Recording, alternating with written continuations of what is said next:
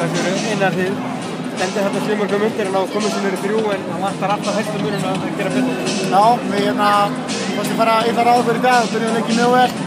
Við komum í 9-6 yfir og með frumkvæði leiknum og spila góða vörn og ná að keyra vel á það og síðan kemur þetta slæmur kafli og missum aðeins fram úr okkur í lok fyrir hálfleiks.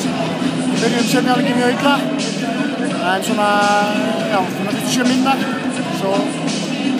svo eins og sé náðum við að keyra þetta svolítið niður og við fáum virkilega færi til þess að gera þetta leik í lokin en við bara vorum ekki nógu töff fyrir framan markið. 12 og 20 mínútur. Já, þetta var bara afleitur kafli.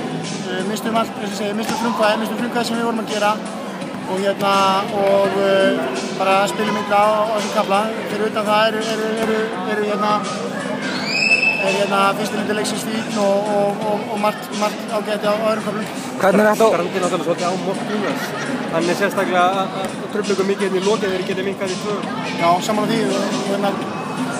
Við fengið í stöðunni 20 og 20 fæðum við 5 dauðafæri og við fá þeir fjárfæri líka en við hefðum virkilega getað gert þetta leik í lokin ef við hefðum eins og ég segi, verið aðeins svalari fyrir það markið. Hvernig er þetta útskýrin á slæma kafla sem kom til lok fyrr áleiks? Það er erfitt að útskýra, við þurfum bara að skoða hann á vídeóinu og sjá hvað við vorum að gera illa. Það er gríðarlegur munur á fyrsta hluta leiksins og síðan þessum næsta, þannig að við þurfum að skoða það. 8 leikur á Söllum, hvernig líst þér á það eftir að það verið tölulegur? Það er bara, þetta er svo alltaf erfið úrslitakefni.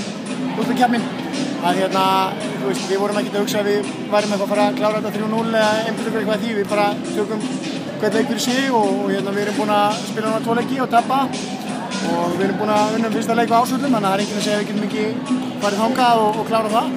Úrslitakeppnin er bara spiluð á svona nokkrum dögum og menn þurfum bara að halda áfram og við þurfum bara draga fram lengri góða kafla og reyna að fækka sannugafla, þá getum við klárað þetta. Þetta er ekki nema 2 dagar á milli leikjana og þetta geta menn verið þreyttur? Nei, það verður engin þreyttur á hvoru liði. Menn hafa sumari til þess að hvíla sig og okkur langar að fara í úrslitin og það verður engin kvartandi og þreyttu allan ennþá. Takk.